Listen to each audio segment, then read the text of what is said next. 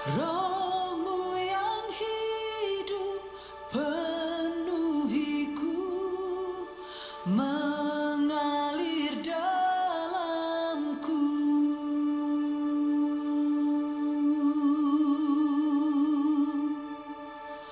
Jiwaku tenang bersamamu dalam naunganmu.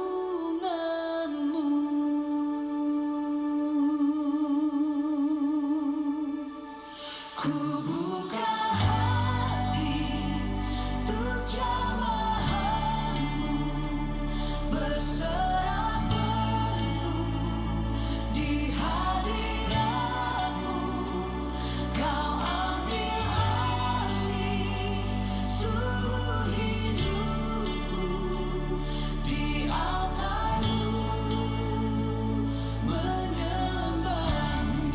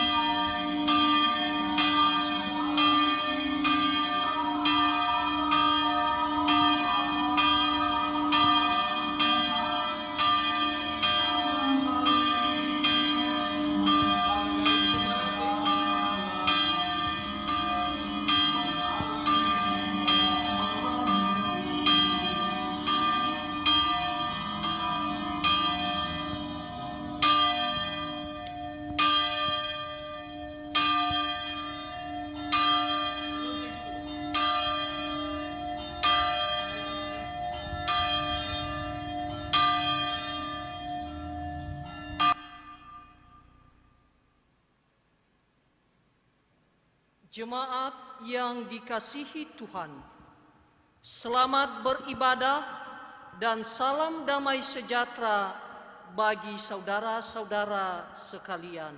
Salam. Shalom. Tuhan Allah beserta saudara-saudara.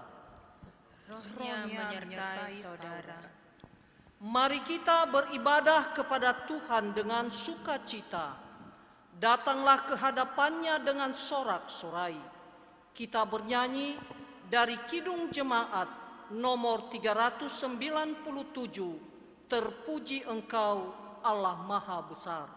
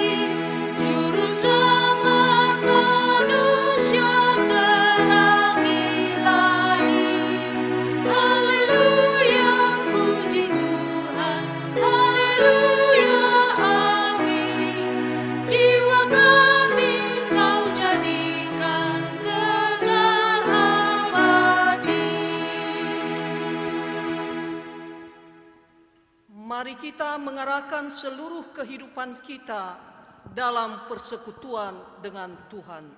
Jemaat diundang berdiri.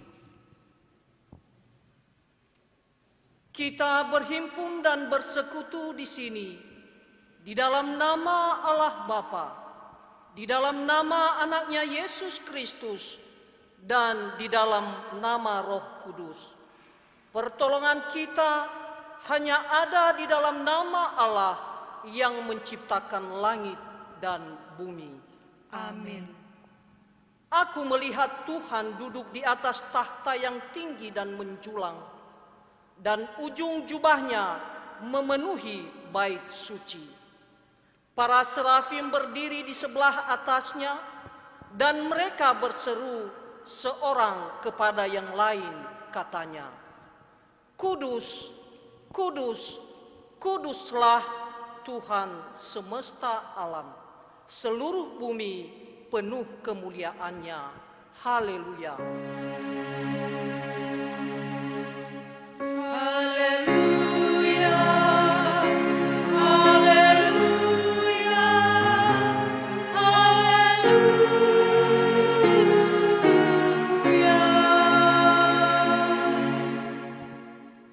Mari kita berdoa. Ya Allah kami, Allah Bapa, Anak, dan Roh Kudus, kami mengucapkan terima kasih padamu karena Tuhan menjadikan, menyelamatkan, dan menguduskan kami melalui kasih-Mu. Lindungilah kami dari mara bahaya dan pencobaan, hiburlah kami pada waktu kesusahan, tuntunlah kami bila kami tersesat, pimpinlah kami sampai akhir hidup kami, agar kami masuk ke dalam kerajaan-Mu. Di sanalah kami memuji Tuhan dalam hati dan perkataan yang baru, oleh karena anak-Mu Yesus Kristus yang hidup dan memerintah bersama dengan Engkau dan dengan Roh Kudus. Amin. Jemaat disilahkan duduk. Mari kita bernyanyi dari Kidung Jemaat nomor 26, Mampirlah dengar doaku.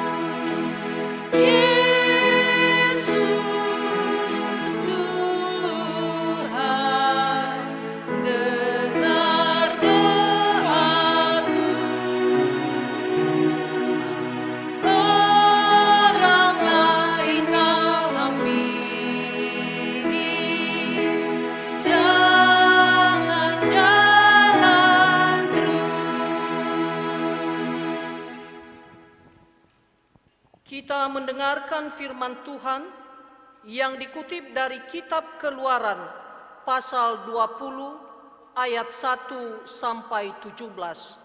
Kitab Keluaran pasal 20 ayat 1 sampai 17, beginilah firman Tuhan. Lalu Allah mengucapkan segala firman ini. Akulah Tuhan Allahmu yang membawa engkau keluar dari tanah Mesir, dari tempat perbudakan. Jangan ada padamu Allah lain di hadapanku.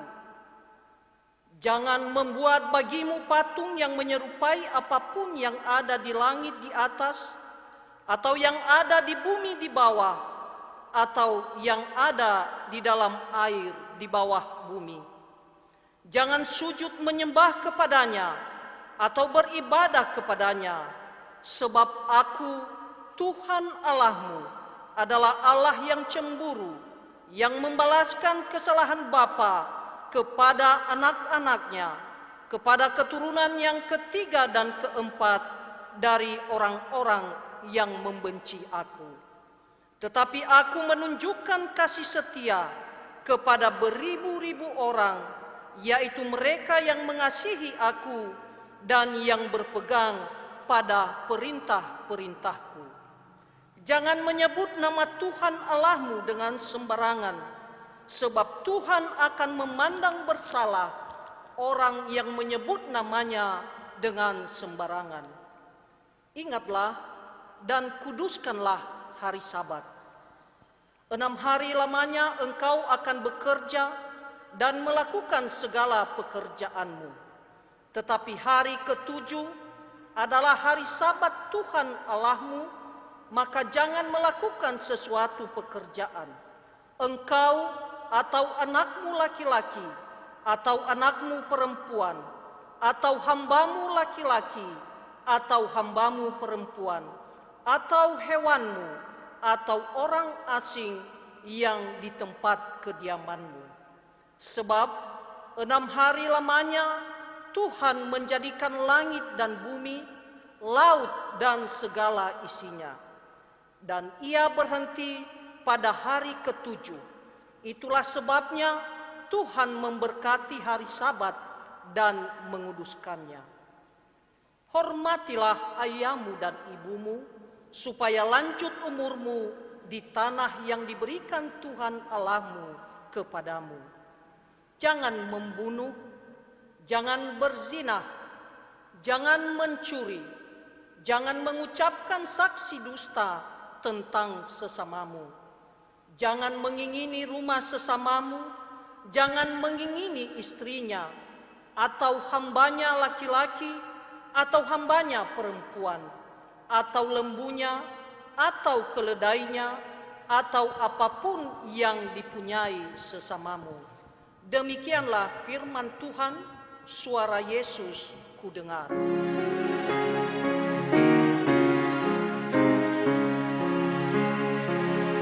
Suara Yesus kudengar, hai Maria benar. Serahkanlah kepadamu bebanmu yang berat.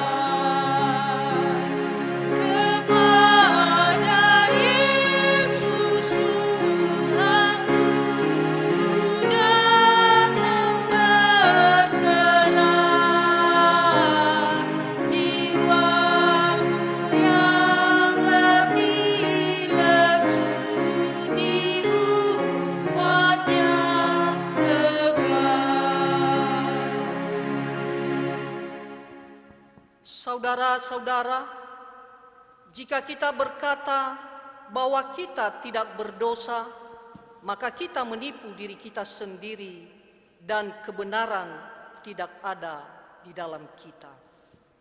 Jika kita mengaku dosa kita, maka Ia adalah setia dan adil. Ia mengampuni segala dosa kita dan menyucikan kita dari segala kejahatan kita. Sebab itu, marilah kita dengan penuh kerendahan hati menghadap Tuhan, mengaku dosa-dosa kita. Jemaat diundang berdiri. Kita berdoa.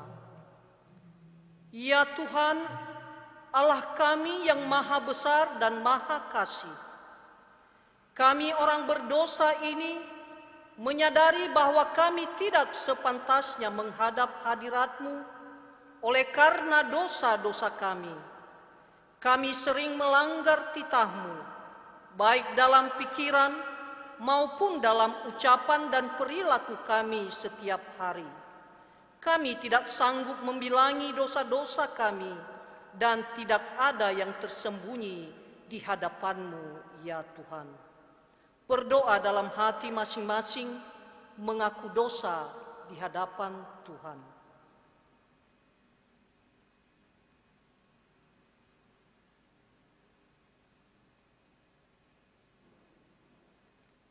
Kasihanilah kiranya kami, ya Tuhan, dan ampunilah seluruhnya dosa kami. Amin. Ku diberi belas kasihan. Ku diberi belas kasihan, walau tak layak hatiku. Tadiku angkuh kini era, Tuhan besarlah rahmat-Mu. Hidung imanku bergema, rahmat-Mu sungguh mulia. Hidung imanku bergema, rahmat-Mu sungguh mulia. Berita pengampunan dosa. Beginilah firman Tuhan. Aku telah menghapus segala dosa pemberontakanmu seperti kabut diterbangkan angin, dan segala dosamu seperti awan yang tertiup. Kembalilah kepadaku, sebab aku telah menebus engkau. Kemuliaan bagi Allah di tempat yang maha tinggi, dan damai sejahtera di bumi di antara manusia yang berkenan kepadanya. Jemaat disilahkan duduk. Marilah kita mendengarkan firman Tuhan yang dikutip dari surat 1 Korintus pasal 3 ayat 10 sampai 17. Surat 1 Korintus pasal 3 ayat 10 sampai 17. Beginilah firman Tuhan. Sesuai dengan kasih karunia Allah yang dianugerahkan kepadaku, aku sebagai seorang ahli bangunan yang cakap telah meletakkan dasar dan orang lain membangun terus di atasnya. Tetapi tiap-tiap orang harus memperhatikan bagaimana ia harus membangun di atasnya.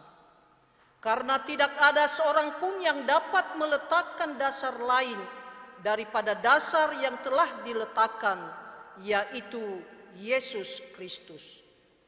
Entahkah orang membangun di atas dasar ini dengan emas, perak, batu permata, kayu, rumput kering, atau jerami. Sekali kelak, pekerjaan masing-masing orang akan nampak, karena hari Tuhan akan menyatakannya, sebab ia akan nampak dengan api, dan bagaimana pekerjaan masing-masing orang akan diuji oleh api itu. Jika pekerjaan yang dibangun seseorang tahan uji, ia akan mendapat upah. Jika pekerjaannya terbakar, ia akan menderita kerugian, tetapi ia sendiri akan diselamatkan, tetapi seperti dari dalam api. Tidak tahukah kamu bahwa kamu adalah bait Allah dan bahwa Roh Allah diam di dalam kamu? Jika ada orang yang membinasakan bait Allah, maka Allah akan membinasakan dia. Sebab bait Allah adalah kudus dan bait Allah itu ialah kamu. Demikianlah firman Tuhan.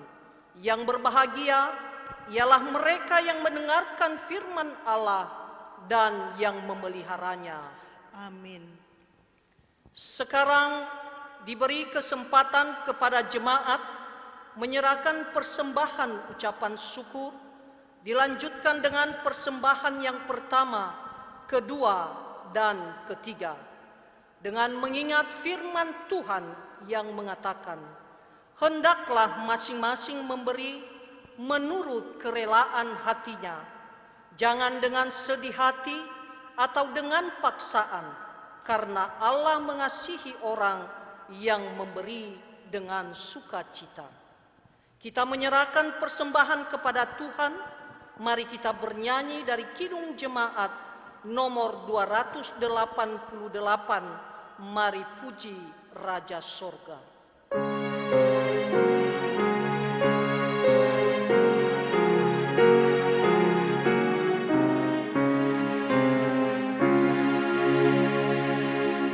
Mari puji Raja Sorga, bersembah bawalah, ditebusnya jiwa raga, maka puji namanya. Puji Dia, puji Dia, puji Raja semesta. Ayat yang kedua, Puji yang kekal rahmat-Nya bagi umat damai, dulu kini selamanya, panjang samar-mamai. Puji Dia, puji Dia, yang setianya ajaib. ayat yang kelima, Sujudlah hai bala sorga, abdi Allah terdekat, turun bintang bulan surya, tiap waktu dan tempat. Puji Dia, sumber kasih dan berkat.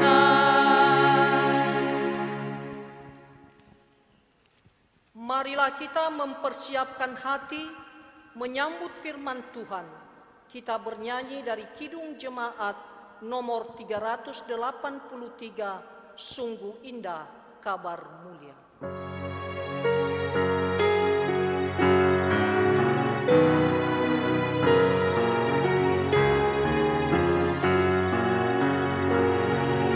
Sungguh indah kabar mulia, hai percayalah,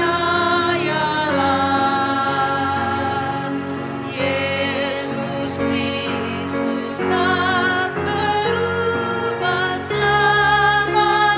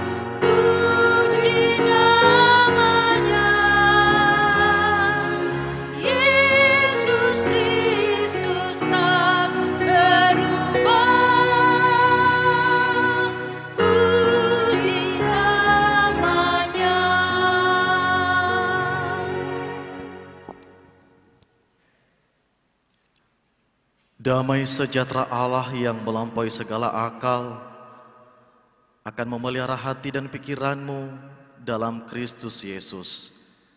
Kita berdoa. Oleh karena belas kasih-Mu yang sungguh besar dalam hidup kami ya Tuhan,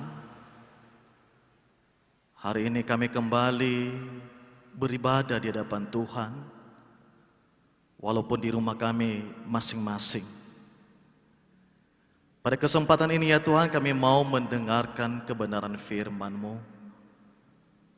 Kami memohon Roh Kudus-Mu yang menguasai hati dan pikiran kami, yang memberikan kami hikmat dan pengertian, agar kami mampu mengerti memahami kehendak-Mu ya Tuhan dalam hidup kami, melalui firman yang Engkau sampaikan bagi kami. Berkatilah hamba-Mu ya Tuhan, yang Engkau pakai untuk menyampaikan isi hati-Mu kepada umat-Mu saat ini.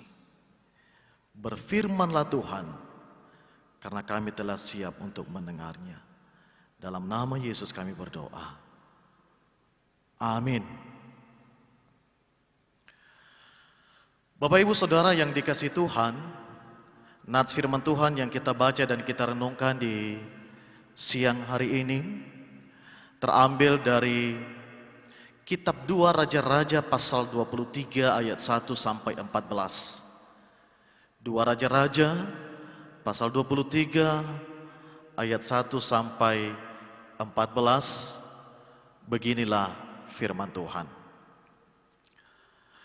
Sesudah itu raja menyuruh orang mengumpulkan semua tua-tua Yehuda dan Yerusalem. Kemudian pergilah raja ke rumah Tuhan, dan bersama-sama dia semua orang Yehuda dan semua penduduk Yerusalem, para imam, para nabi, dan seluruh orang-orang awam, dari yang kecil sampai yang besar. Dengan didengar mereka, ia membacakan segala perkataan dari kitab perjanjian yang ditemukan di rumah Tuhan itu. Sesudah itu berdirilah raja dekat tiang, dan diadakannya perjanjian di hadapan Tuhan untuk hidup dengan mengikuti Tuhan dan tetap menuruti perintah-perintahnya, peraturan-peraturannya, dan ketetapan-ketetapannya dengan segenap hati dan dengan segenap jiwa, dan untuk menepati perkataan perjanjian yang tertulis dalam kitab itu. Dan seluruh rakyat turut mendukung perjanjian itu. Raja memberi perintah kepada imam besar Hilkia dan kepada para imam tingkat 2 dan kepada para penjaga pintu untuk mengeluarkan dari bait Tuhan segala perkakas yang telah dibuat untuk Baal dan Asyerah dan untuk segala tentara langit.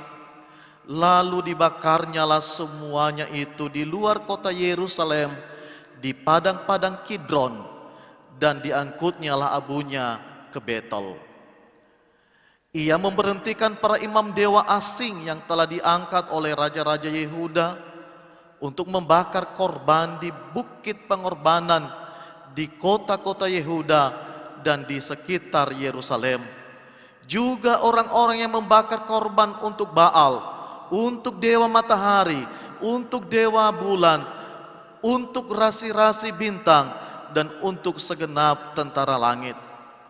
Dibawanyalah tiang-tiang berhala dari rumah Tuhan keluar kota Yerusalem ke sungai Kidron, lalu dibakarnya di situ dan ditumbuknya halus-halus menjadi abu. Kemudian dicampakkannya abunya ke atas kuburan rakyat jelata. Ia merobohkan petak-petak pelacuran bakti yang ada di rumah Tuhan, tempat orang-orang perempuan bertenun sarung untuk Asyerah. Disuruhnyalah datang semua imam dari kota-kota Yehuda.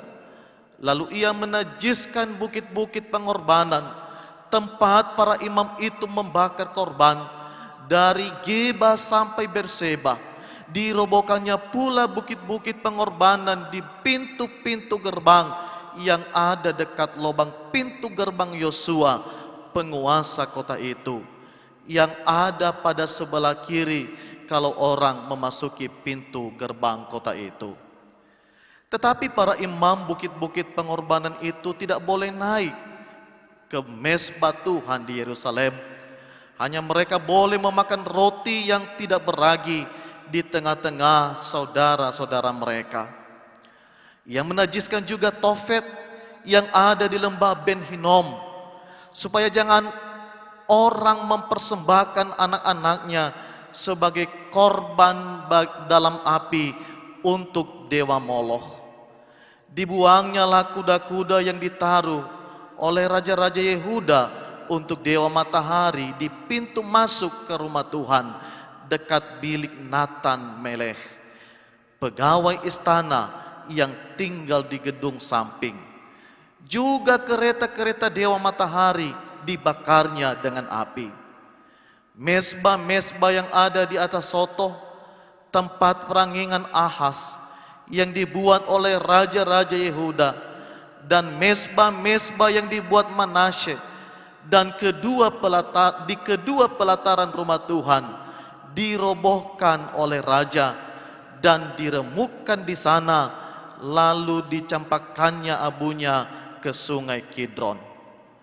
Bukit-bukit pengorbanan yang ada di sebelah timur Yerusalem, di sebelah selatan bukit kebusukan, dan yang didirikan oleh Salomo Raja Israel untuk Astoret, dewa kejijikan sembahan orang Sidon, dan untuk Kamos, dewa kejijikan sembahan Moab, dan untuk Milkom, dewa kekejian sembahan orang Amon, dinajiskan oleh raja. Ia memecahkan tugu-tugu berhala dan menebang tiang-tiang berhala, lalu ditimbuninya tempat-tempat itu penuh dengan tulang-tulang manusia. Sedemikian jauh pembacaan firman Tuhan. Bapak Ibu yang dikasihi Tuhan, salam damai sejahtera bagi kita semua. Shalom. Kita bersyukur kepada Tuhan, pada hari ini Tuhan kembali memberi kita kesempatan untuk beribadah kepadanya. Meskipun Bapak Ibu, ibadah masih kita laksanakan melalui online di rumah kita masing-masing. Kita berdoa terus supaya pada waktu yang tidak terlalu lama kita kembali berkumpul di rumah Tuhan mengadakan ibadah sebagaimana biasanya. Bapak Ibu Saudara yang dikasihi Tuhan,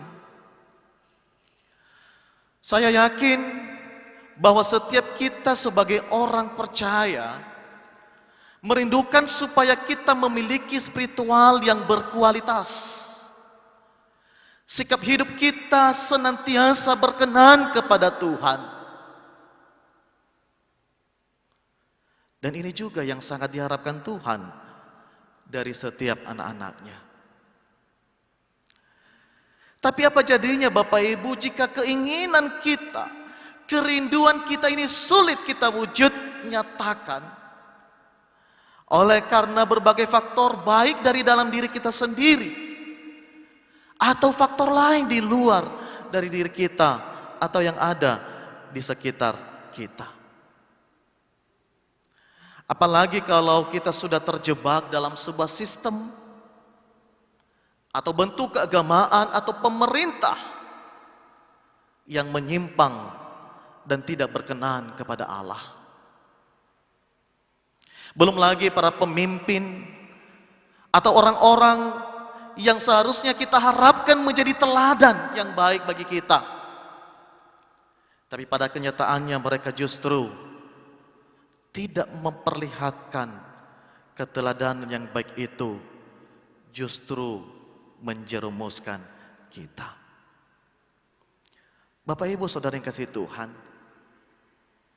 lalu apakah itu artinya kita harus menyerah? Lalu kita menjalani hidup ini apa adanya? Meskipun kita tahu itu salah dan tidak berkenan di hati Tuhan, itu memang jalan yang mudah Bapak Ibu dan aman bagi kita. Atau justru kita berusaha berjuang sekuat tenaga serta penuh dengan keberanian mengadakan pembaharuan atau reformasi demi kebaikan di dunia ini dan demi kemuliaan nama Tuhan. Meskipun kita tahu itu berat dan penuh dengan resiko yang kita hadapi. Bapak Ibu Saudara yang kasih Tuhan, inilah pilihan yang tepat, yang sejalan dengan tema renungan kita pada hari ini, yaitu reformasi spiritual. Ketika kita tidak menyerah pada keadaan, ketika kita berjuang untuk sebuah perubahan, untuk sebuah pembaharuan. Bapak Ibu Saudara yang dikasihi Tuhan, apa itu reformasi? Kata reformasi sendiri berasal dari kata atau bahasa Perancis, yaitu reformare. Re artinya kembali, dan mare artinya atau formare artinya bentuk. Jadi reformasi itu adalah perubahan bentuk atau pembentukan kembali. Atau bisa kita katakan Bapak Ibu bahwa reformasi ini berbicara tentang usaha atau tindakan untuk mengubah atau mengembalikan pada bentuk yang seharusnya dan yang sebenarnya. Sekali lagi, usaha untuk mengubah ya pada bentuk yang seharusnya dan sebenarnya. Bapak Ibu Saudara yang kasih Tuhan, berbicara tentang reformasi, pada hari ini kita akan melihat keteladanan dua tokoh yang sangat berperang di dalam perkembangan iman umat Allah dan juga perkembangan gereja hingga saat ini. Mereka hidup di dalam zaman yang berbeda, tetapi dalam situasi yang sangat memprihatinkan. Yang pertama adalah Martin Luther. Ia seorang biarawan yang telah berjuang mengadakan sebuah gerakan pembaharuan gereja yang dimulai di Jerman. Dan hari ini Bapak Ibu, secara khusus kita memperingati 503 tahun gerakan reformasi gereja yang telah terjadi pada tahun 1517 yang silam. Bapak Ibu yang dikasihi Tuhan, Martin Luther menentang ajaran-ajaran gereja yang menyimpang, yang tidak sesuai dengan kebenaran firman Tuhan, namun pada saat itu diterapkan oleh pemimpin-pemimpin gereja kepada umat. Gerakan Martin Luther tidak mudah Bapak Ibu. Ia mendapat tantangan, dia mendapat ancaman yang luar biasa. Namun atas pertolongan Tuhan, ia berhasil membawa gereja kembali kepada ajaran yang benar, yang sesuai dengan firman Tuhan, atau sering kita dengar back to the Bible. Dan dari gerakannya ini Bapak Ibu, kita mengenal 5 ajaran utama gereja. Yang pertama, sola gratia, hanya anugerah. Artinya sebagai orang Kristen kita percaya bahwa keselamatan dan pembenaran yang kita peroleh semata-mata hanya karena anugerah Tuhan. Yang kedua, sola fide, hanya iman. Artinya kita dibenarkan hanya melalui iman kepada Yesus Kristus, Tuhan dan Juru Selamat kita.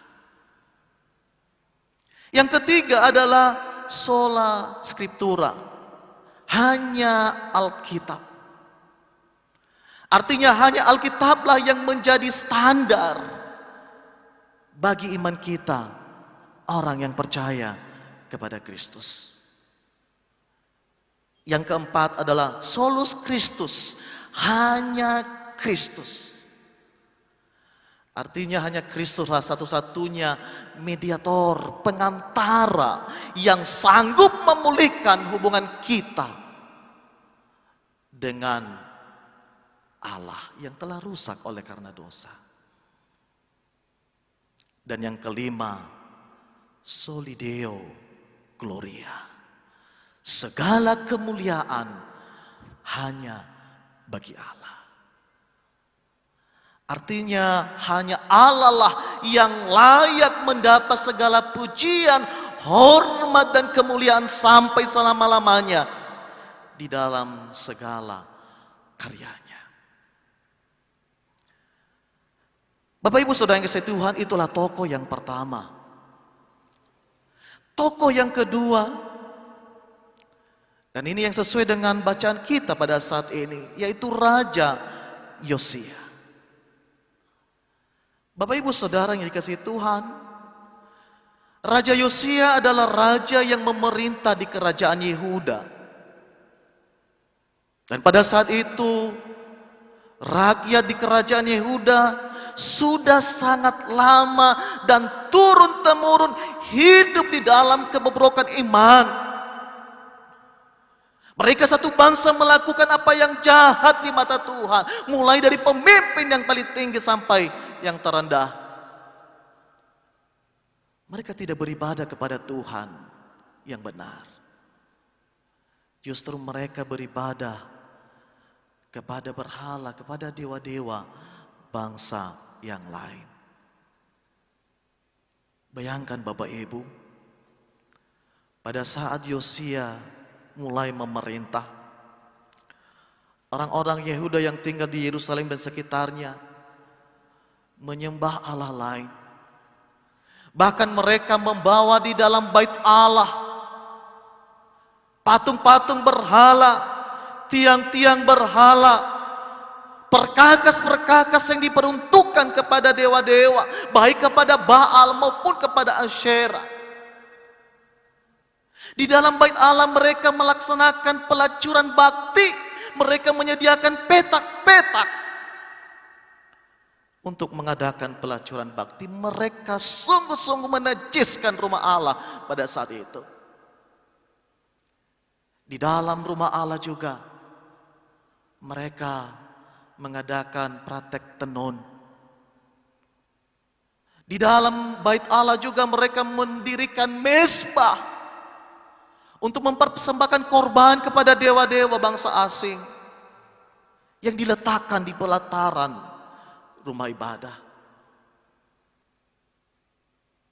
Raja-raja pada saat itu mengangkat para imam yang bekerja untuk membakar korban bakaran kepada dewa-dewa yang dimaksud. Begitu banyak dewa-dewa yang mereka sembah. Kalau kita melihat begitu banyak dewa yang menjijikkan, yang penuh dengan kenajisan, yang penuh dengan kekejian. Bahkan kalau kita membaca, ada sebuah tempat mereka mempersembahkan anak-anak mereka, yaitu lembah Ben Hinnom. Mereka rela membunuh anak-anak mereka, membakar anak-anak mereka untuk dipersembahkan kepada dewa Moloch. Bapak Ibu Saudara yang kasih Tuhan, sekali lagi kehidupan spiritual orang-orang yang tinggal di dalam kerajaan Yehuda telah rusak.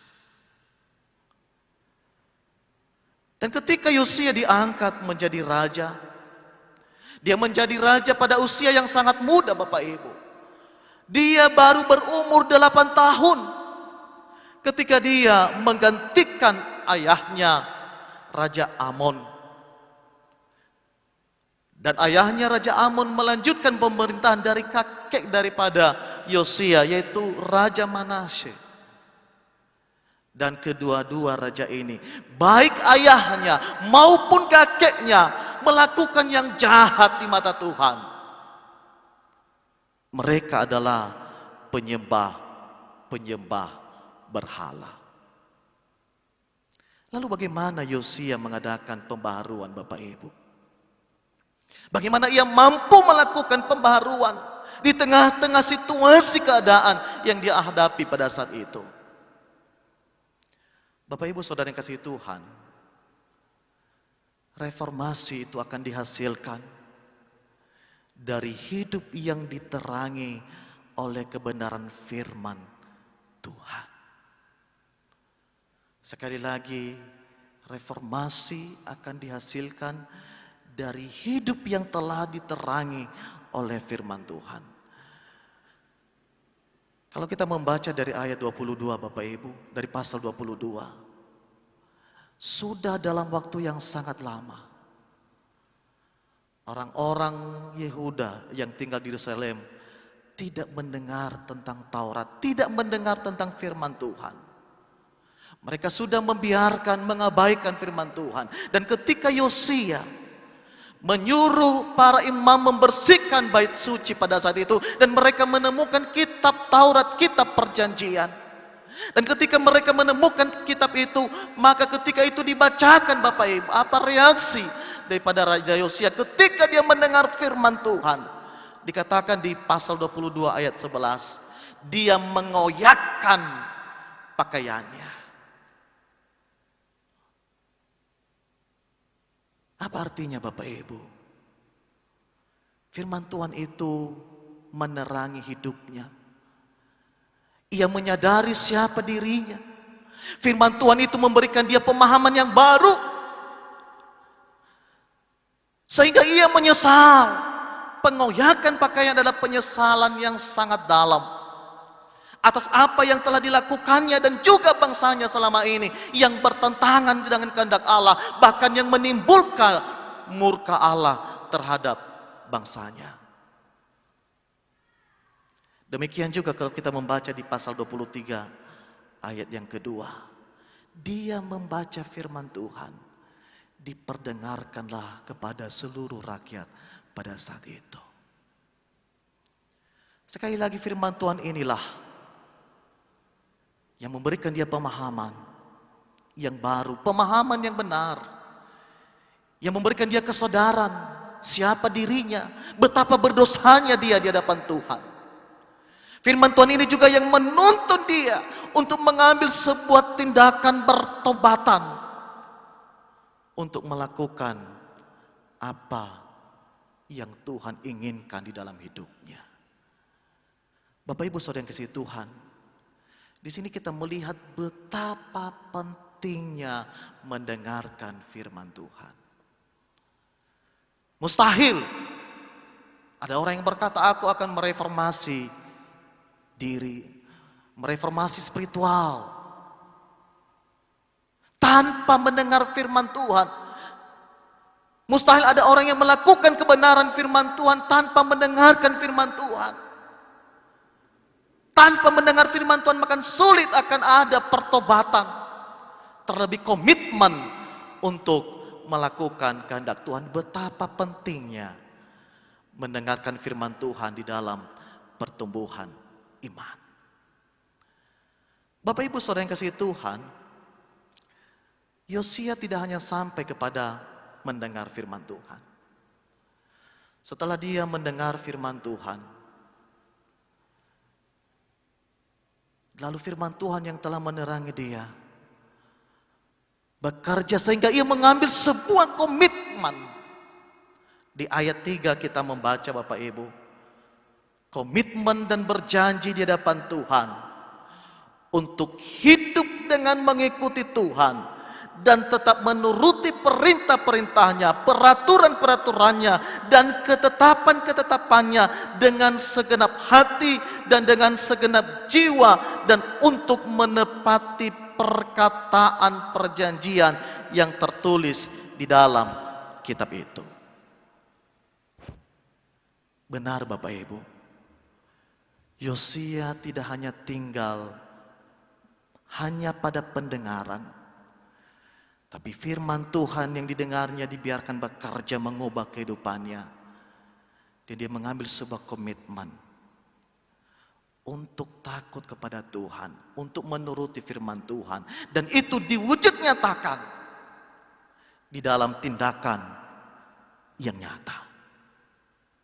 Bapak Ibu Saudara kasih Tuhan, inilah tindakan-tindakan yang luar biasa yang diambil Yosia. Oleh karena komitmennya yang kuat, yang sungguh-sungguh di hadapan Tuhan. Yang pertama, meskipun Yosia lahir dari keluarga penyembah berhala. Sekali lagi, Yosia lahir dari keluarga penyembah berhala yang turun-temurun. Ayahnya Raja Amon, kakeknya Raja Manase adalah penyembah berhala dan melakukan yang jahat di mata Tuhan. Akan tetapi Yosia berani tidak mengikuti jejak keyakinan kakek dan ayahnya. Ia memilih untuk kembali menyembah Allah yang benar, Allah yang disembah oleh leluhurnya Raja Daud. Di dalam kitab 2 Raja-Raja dan juga kitab 2 Tawar kita melihat, dicatat di sana Bapak Ibu, Yosia tidak menyimpang ke kanan dan ke kiri, serta tetap teguh di jalannya Tuhan. Dia tidak berkata, ngapain aku harus berubah? Toh kakekku, nenekku, ya, orang tuaku lahir dari keluarga penyembah berhala. Ngapain pusing-pusing? Ngapain susah-susah? Tinggal aku meneruskan. Orang-orang toh juga bisa udah menerima keadaan. Tidak.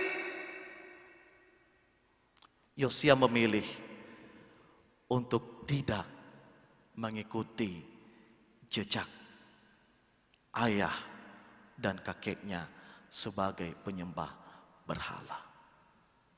Bapak Ibu Saudara kasih Tuhan, setiap manusia pada dasarnya dapat memilih apa yang benar untuk dilakukan dan dipegangnya selama ia hidup. Di sini kita melihat Yosia tidak memilih siapa yang akan jadi orang tuanya, dan itu Tuhan yang menentukan. Tapi dia dapat memilih untuk mau menjadi apa. Dia mampu memilih untuk menyembah siapa. Dia harus beribadah, dia harus berbakti, dia harus percaya kepada siapa di dalam hidupnya. Dan itulah salah satu tanda kedewasaan Bapak Ibu. Ketika ia mampu secara bebas dan bertanggung jawab untuk menentukan siapa dirinya dan prinsip yang dipegangnya selama hidupnya. Leiwa etedenia Yosia, nilau-lau zatuagu fena, nilau-lau namagu bereta, ya, letolale ufalua, menola falua bereta bau falua gay. Tidak Bapak Ibu, menghormati orang tua iya, dan itu harus. Tetapi Bapak Ibu, yang tidak sesuai dengan kebenaran firman Tuhan, kita berhak untuk tidak mengikutinya. Lebih takut kepada Allah daripada kepada manusia. Aneh Bapak Ibu, jikalau hingga saat ini kita bisa melihat dan menyaksikan, masih ada saja di antara kita orang-orang percaya yang dengan alasan melestarikan budaya, melakukan praktek kehidupan yang lama yang tidak sesuai dengan kebenaran firman Tuhan. Hidup kita sudah diselamatkan, sudah diterangi Injil, tapi kita kembali lagi kepada kehidupan, kepada budaya yang diciptakan manusia, dan mungkin budaya itu diciptakan oleh orang-orang yang belum mengenal Allah. Lalu kita berkata, aku menghormati. Padahal kita tahu itu bertentangan dengan firman Tuhan. budaya yang membangun, yang mencerminkan cinta kasih, lanjutkan dan lestarikan. Tapi budaya yang merusak, yang penuh kebencian, atau membawa petaka, tinggalkan dan musnahkan. Itulah reformasi. Firman Tuhan di atas budaya. Firman Tuhan lebih tinggi dan lebih utama. Dan firman Tuhan itu justru menerangi budaya itu sendiri. Sekali lagi, menghormati orang tua, menghormati leluhur, menghormati nenek moyang, silakan. Menghormati orang tua itu harus. Tapi ingat, di dalam Tuhan, bukan di luar kehendak Tuhan. Semoga pilihan kita sama seperti yang diambil Yosia, beribadah hanya kepada Tuhan dan melakukan apa yang benar di matanya. Yang kedua, meskipun Yosia masih muda, dia diangkat menjadi raja pada umur 8 tahun. Dan puncaknya Bapak Ibu, pada tahun ke-18 pemerintahannya, sekitar umur 26 tahun, ia mau dan mampu melakukan sebuah pembaharuan, yaitu memurnikan sebuah negara ke arah yang lebih baik. Ia tidak menyanyiakan masa mudanya. Ia memberikan umur yang produktif, yang sehat, yang kuat untuk melakukan kebaikan bagi sesama, bagi dunia ini, dan untuk melayani Tuhan. Tidak ada alasan aku masih muda. Nantilah untuk Tuhan. Bapak Ibu Saudara yang kasih Tuhan, umur kita mungkin lebih tua dari Yosia saat ini. Namun pertanyaannya, sudahkah kita berjuang dan berhasil dalam pembaharuan sebuah lembaga yang terkecil, keluarga kita, atau paling tidak diri kita sendiri di hadapan Tuhan? Bapak Ibu Saudara, jangan tunggu sampai kita sudah tua. Jangan tunggu sampai mulai kita sakit-sakitan dan tidak lagi kuat, baru kita memberikan sisa usia kita untuk melakukan kebaikan di dunia ini, untuk bertobat melakukan kehendak Tuhan, dan baru ada kerinduan, keinginan untuk melayani Tuhan. Engkau yang masih muda, gunakanlah masa mudamu, gunakanlah ketika engkau masih sehat, masih kuat, masih produktif, untuk hormat kemuliaan Tuhan, untuk pekerjaan Tuhan. Yang ketiga, meskipun Yosia adalah seorang raja yang memimpin di pemerintahan, dia raja memimpin di bidang pemerintahan sebuah kerajaan. Dalam arti dia bukan imam, dia bukan nabi pada saat itu, dia bukan yang bekerja di bait Allah. Tapi dia justru mengutamakan Tuhan dalam jabatan yang diembannya. Melakukan kehendak Tuhan adalah prioritasnya.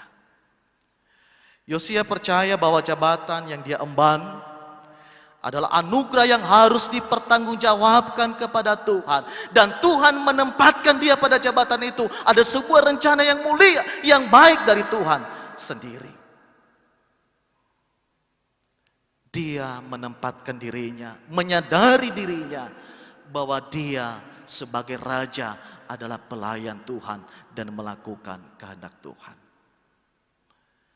Bapak Ibu Saudara yang dikasihi Tuhan, di sini kita melihat bagi Yosia, jabatannya, posisinya di pemerintahan,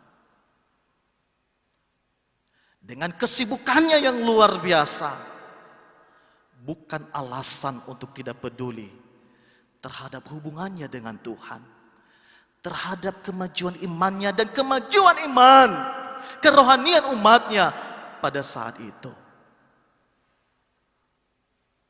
Sehingga dengan jabatan yang telah dipercayakan kepadanya, ia bersama-sama dengan imam dan para nabi untuk melakukan reformasi spiritual terhadap kerajaan Yehuda pada saat itu.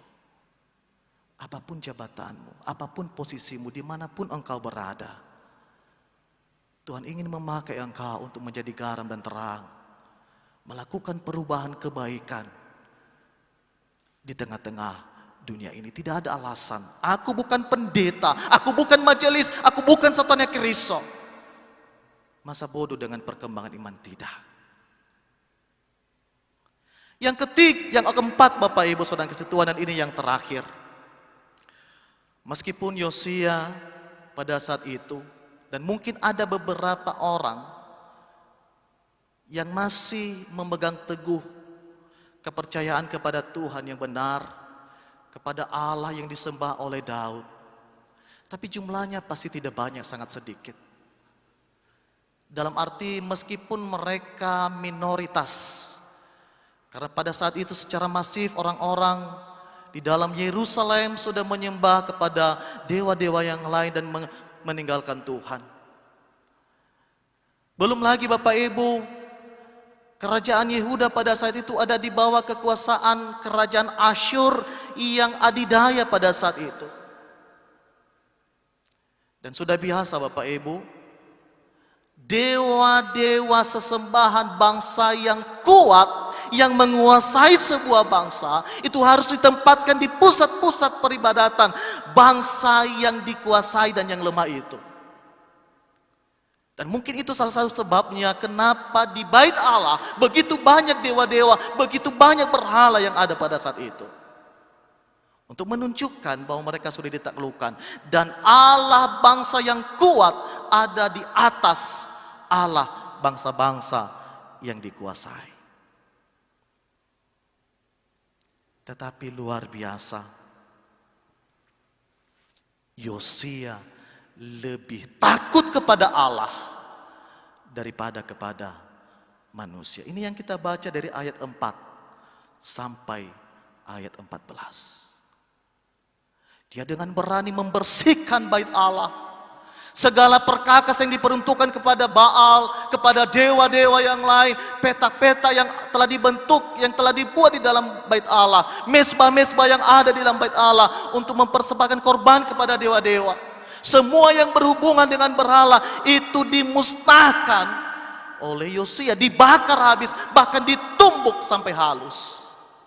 Bukit-bukit pengorbanan, bahkan lembah-lembah untuk mempersembahkan anak yaitu Ben Hinnom itu dinajiskan, dirusak oleh Raja Yosia. Apa tujuannya Bapak Ibu? Dia ingin menunjukkan bahwa berhala-berhala itu, dewa-dewa, Allah-Allah lain itu tidak ada kekuatan. Dengan kekuatan manusia itu mampu dihancurkan dan diremukkan. Ia melakukan itu karena cinta kasihnya kepada Tuhan, sehingga itu menimbulkan kebencian yang amat dalam kepada berhala-berhala. Cintanya kepada Tuhan menimbulkan kebencian terhadap dosa. Dan itulah sebabnya dia membumi hanguskan. Bukan hanya supaya jangan bangsa Israel kembali, tapi dia merasa jijik, merasa benci. Dan ia mengajak semua bangsa, meskipun ia tahu ada risiko pada saat itu, tetapi dia berani melakukan kebenaran dan pembaharuan. Zaman saat ini juga sering terjadi Bapak Ibu. Sering kita ikut di dalam situasi yang tidak berkenan terhadap Tuhan. Oleh karena kita berkata, aku ada di dalam sistem, aku ada di tengah-tengah orang yang melakukan hal yang demikian. Aku tahu itu salah, tapi apa dayaku, aku orang kecil, aku hanya sedikit. Tidak Bapak Ibu. Yosia memberikan teladan bagi kita. Dia lebih takut kepada Tuhan. Dia mampu menjadi garam dan terang. Meskipun orang-orang di sekitarnya, mayoritas lingkungannya pada saat itu, bangsanya pada saat itu menyembah berhala, dia berani tampil beda demi hormat dan kemuliaan nama Tuhan. Bapak Ibu Saudara yang kasih Tuhan, sikap yang benar terhadap firman Allah membawa kita kepada reformasi yang benar. Sebuah reformasi sejati yang berdasarkan pada firman Allah harus terjadi terus-menerus sepanjang hidup kita. Inilah yang dikenal dengan reformata semper reformanda. Reformasi itu harus terus-menerus terjadi, tidak boleh berhenti. Yosia telah mengajak kita pada saat ini untuk terus mereformasi diri dari sikap hidup yang selama ini menyakiti hati Tuhan kepada hidup yang mengasihi Tuhan, karena itulah yang seharusnya. Dari sikap hidup yang menjauh daripada Tuhan kepada hidup yang semakin mendekat kepada Tuhan, karena itu juga yang seharusnya kita lakukan. Dari sikap hidup yang mencemarkan nama Tuhan kepada hidup yang memuliakan nama Tuhan, karena itulah yang seharusnya dan sebenarnya. Dari sikap hidup yang penuh dengan kenajisan kepada sikap hidup yang penuh dengan kekudusan, karena memang itulah yang seharusnya kita hidupi sebagai orang yang percaya kepada Tuhan. Hidup yang telah mengalami reformasi akan semakin mengenal Allah dan semakin membenci dosa. Sebagaimana besarnya kasih kita kepada Allah, demikian juga besarnya lah kita benci terhadap dosa. Tidak ada alasan bagi kita untuk menyerah. Tidak ada alasan bagi kita untuk tidak melakukan perubahan. Baik itu karena turun-temurun, karena kita masih muda, oleh karena lingkungan kita, oleh karena jabatan, oleh karena kesibukan kita. Tidak ada alasan untuk tidak mengadakan reformasi spiritual. Bapak Ibu Saudara kasih Tuhan, selamat melaksanakan reformasi spiritual, hidup yang semakin berkenan kepada Tuhan. Tuhan memberkati kita. Amin. Ayat hafalan terambil dari Roma pasal 12 ayat 2a. Janganlah kamu menjadi serupa dengan dunia ini, tetapi berubahlah oleh pembaharuan budimu. Mari kita sama-sama membaca. Janganlah kamu menjadi serupa dengan dunia ini, tetapi berubahlah oleh pembaharuan budimu. Mari kita berdoa. Ya Tuhan, terima kasih untuk kebenaran firman yang boleh kami dengar pada hari ini. Dan walaupun hamba-Mu berhenti di dalam menyampaikannya ya Tuhan, namun biarlah Roh Kudus-Mu yang terus bekerja dalam hati setiap kami yang telah mendengarnya, sehingga kami mampu mengerti firman ini, mengubahkan kami, sehingga kami mampu mengambil sebuah keputusan untuk membaharui diri kami, hidup kami, iman kami, terus menerus setiap hari semakin berkenan kepada Tuhan. Terima kasih Bapa, di dalam nama Yesus kami telah berdoa. Amin. Kita bernyanyi, kami telah dengar firman. Kami telah dengar firman-Mu, Tuhan Allah semesta. Resapkan di hati kami agar tak terlupa. Berkatilah pada kami agar kami sejahtera semua. Sucikanlah jiwa kami padamu berkenan.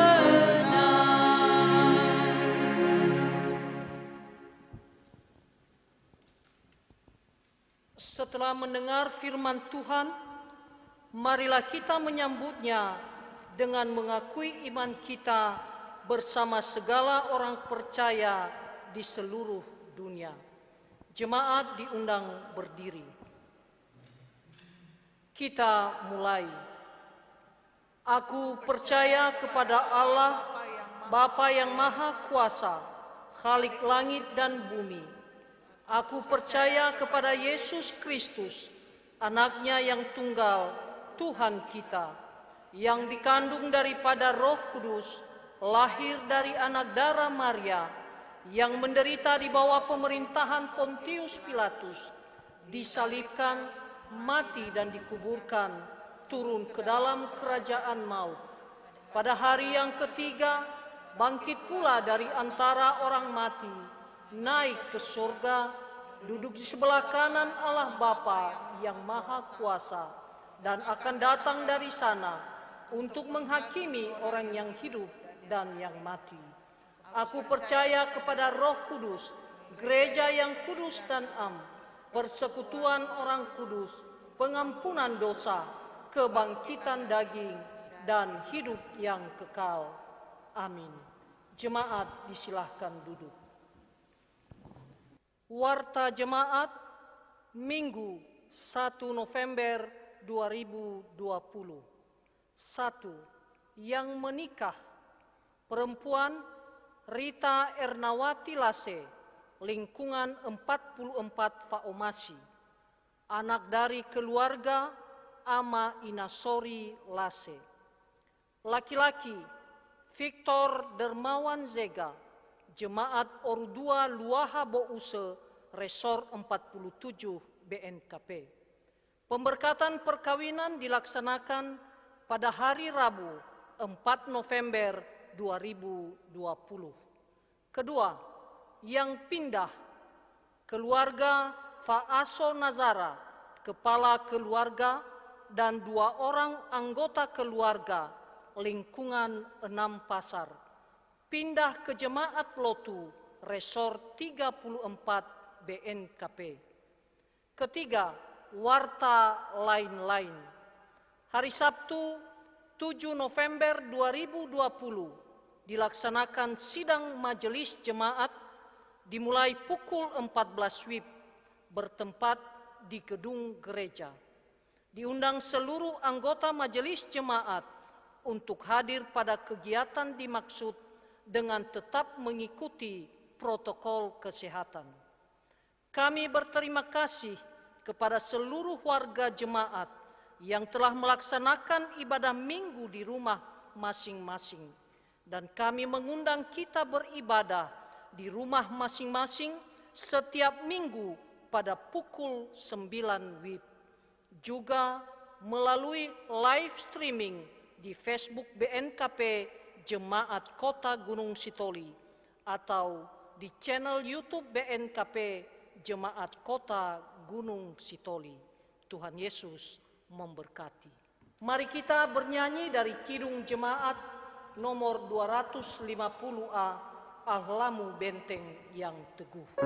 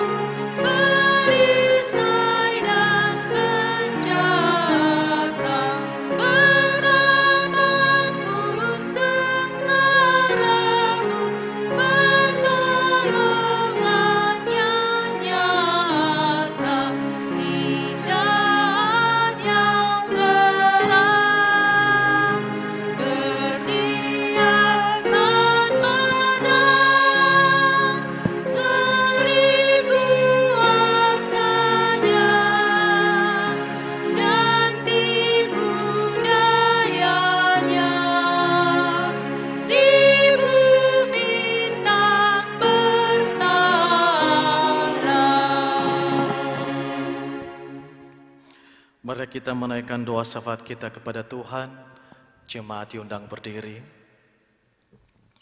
Kita berdoa. Segala pujian, hormat, dan kemuliaan hanya bagi-Mu ya Tuhan, Allah kami yang hidup, Allah yang sungguh mengasihi kami. Terima kasih jikalau pada hari ini Tuhan izinkan kami melaksanakan kebaktian untuk beribadah kepada-Mu ya Tuhan, meskipun di rumah kami masing-masing atau di tempat yang lain. Sungguh kami merindukan ya Tuhan apa yang telah kami lakukan saat ini berkenan di hati Tuhan, dan menjadi hormat kemuliaan bagi nama Tuhan.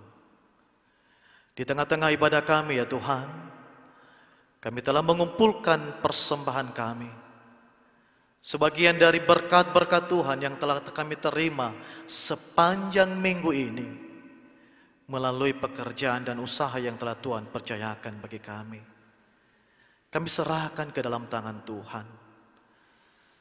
Terimalah persembahan kami ya Tuhan, dan berkati ya Tuhan, supaya mampu digunakan dalam setiap pelayanan Tuhan di tengah-tengah dunia ini. Bapa dalam surga, kami kembali menyerahkan kehidupan kami sepenuhnya dalam tangan pengasihan-Mu. Pribadi lepas pribadi kami saat ini ya Tuhan, di dalam melanjutkan kehidupan kami di dunia ini, kami memohon, biarlah Tuhan yang terus memimpin kami, membimbing kami, menuntun kami, agar kami mampu menjalani hidup ini sesuai dan seturut kehendak Tuhan. Berkatilah kami Tuhan dalam setiap keluarga kami. Berilah kami keluarga yang harmonis, keluarga yang penuh dengan damai sejahtera, keluarga yang senantiasa takut akan Tuhan dan selalu memuliakan nama Tuhan. Berkatilah anak-anak kami yang masih kecil, berikan pertumbuhan perkembangan yang baik. Berkati masa depan anak-anak kami ya Tuhan. Berkati kami juga orang tua dalam setiap usaha dan pekerjaan yang telah Tuhan percayakan bagi kami. Berikan kami hikmat dan kemampuan, dan biarlah Tuhan melalui usaha dan pekerjaan kami, nama Tuhan dipermuliakan dan berkat-berkat Tuhan tercurah atas hidup kami. Pada kesempatan ini ya Tuhan, kami berdoa untuk setiap hamba-Mu dengan berbagai pergumulan persoalan yang mereka hadapi. Tuhan, dengarkanlah setiap pergumulan umat-Mu yang saat ini kesulitan mendapatkan kebutuhan hidup. Tuhan, bukakanlah jalan. Curahkanlah berkat-Mu atas hidup mereka yang saat ini bergumul oleh karena masalah-masalah yang dihadapi, baik di tengah-tengah keluarga, di lingkungan, di tempat pekerjaan.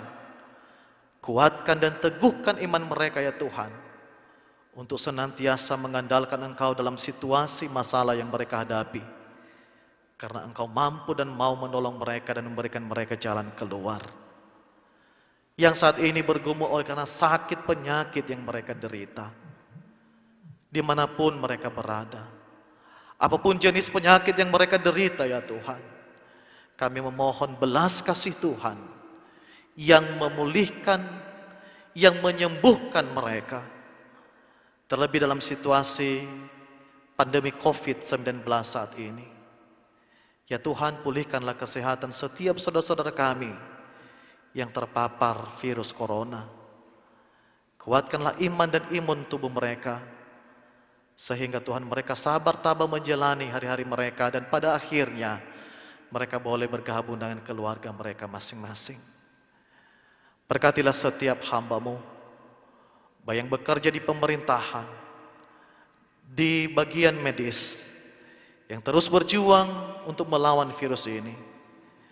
Berilah mereka kesungguhan, kejujuran, takut akan Tuhan, sehingga setiap tindakan dan keputusan kebijakan yang mereka ambil benar-benar Tuhan sesuai dan seturut dengan kehendak-Mu. Pulihkanlah Tuhan bangsa kami, pulihkanlah dunia saat ini, terlebih Kepulauan Nias yang sedang menghadapi pandemi COVID-19. Kami percaya Engkau punya cara sendiri, dan waktu yang tepat, yang terbaik ada di tangan Tuhan. Kami menantikan Tuhan akan menyudahi semuanya ini. Terima kasih ya Tuhan. Secara khusus kami berdoa untuk pemilihan kepala daerah, pesta demokrasi di seluruh Indonesia dan secara khusus di Kepulauan Nias pada tanggal 9 Desember yang akan datang. Tuhan berkati proses demi proses yang sedang dijalani saat ini. Tuhan tolong, biarlah berjalan dengan baik dan penuh dengan kedamaian. Dan biarlah Tuhan Engkau menaruh roh-Mu di dalam hati setiap masing-masing umat-Mu, sehingga kami mampu memilih setiap hamba-hamba yang Tuhan kehendaki memimpin di Kepulauan Nias ini. Terima kasih Bapa. Inilah doa dan permohonan kami di dalam nama Yesus Kristus, Tuhan dan Juru Selamat kami yang hidup, yang telah mengajarkan kami berdoa demikian.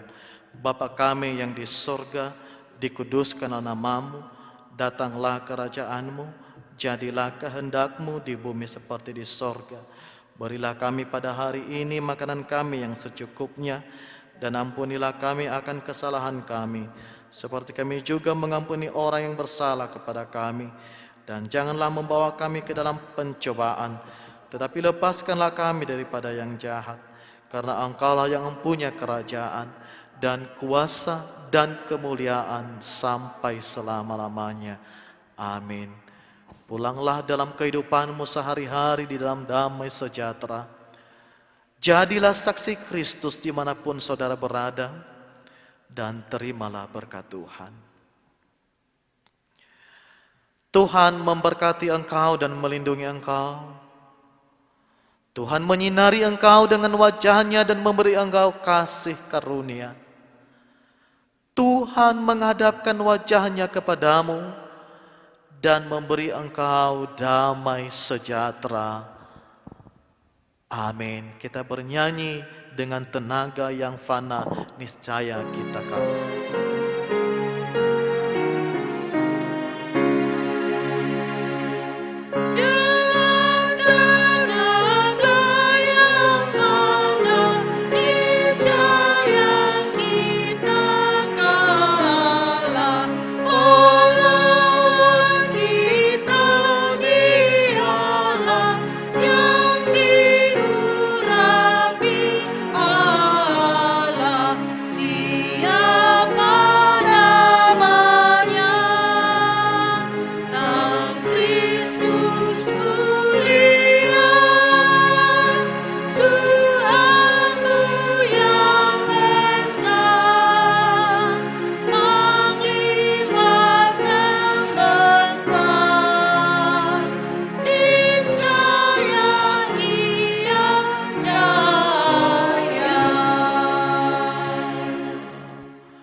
Shalom.